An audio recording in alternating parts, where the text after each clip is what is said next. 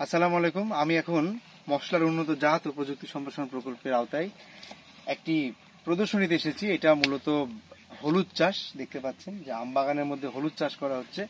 মূলত সাপাহার উপজেলা আমের জন্য বিখ্যাত, এটা আমরা সবাই জানি। এই যে দেখুন আম গাছ কত সুন্দর রয়েছে এবং এই আম গাছের মধ্যে প্রচুর আম ধরবে। তো যাই হোক, এই যে আম বাগানটি দেখছেন, এই আম বাগানের মধ্যে যে জায়গাটুকু রয়েছে, আমাদের এই উপজেলার যারা চাষি ভাই রয়েছেন তারা চেষ্টা করেন যে আম বাগানের মধ্যে যদি সুযোগ থাকে কোনো সাথী ফসল করার, তাহলে সেই সুযোগটা লুফে নেওয়ার। তার মধ্যে একটা হচ্ছে হলুদ চাষ। দেখুন কত সুন্দর হলুদ হয়েছে এবং প্রত্যেকটি গাছের গ্রোথ অসাধারণ। যে আমরা একটা হলুদ গাছ যেমনটি চাই মোটামুটি তেমনটি রয়েছে। আপনি একটা খোলা জমিতে যদি হলুদ চাষ করতেন, হয়তোবা এর চাইতে আরেকটু বড় হতো গাছটা।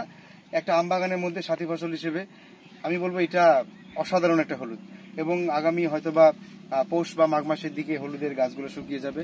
এরপরে যারা কৃষক রয়েছেন তারা এই হলুদগুলা তুলে ফেলবেন মাটি থেকে। তো দেখুন যে খুব বেশি যত্ন নেওয়া লাগে না, আম গাছের মধ্যেই খুব সুন্দরভাবে বেড়ে উঠছে। পুরো জমিটা যদি ঘুরে দেখানো যেত তাহলে মনে হয় খুব বেশি ভালো লাগতো। ভেতরের যে ডেনসিটিটা আরো অনেক বেশি।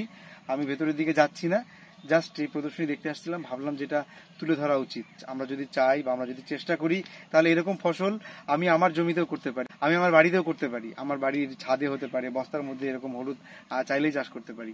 সুতরাং বর্তমান কৃষি খুব বেশি কঠিন না, টেকনোলজি আমার হাতের কাছে আছে, সেটাকে কাজে লাগাইতে হবে, সেটাকে নিয়ে আমাকে চেষ্টা করতে হবে কাজ করার। তখনই সম্ভব এরকম যে ফসল চাচ্ছি, ফলন চাচ্ছি, সেটি পাওয়া সম্ভব।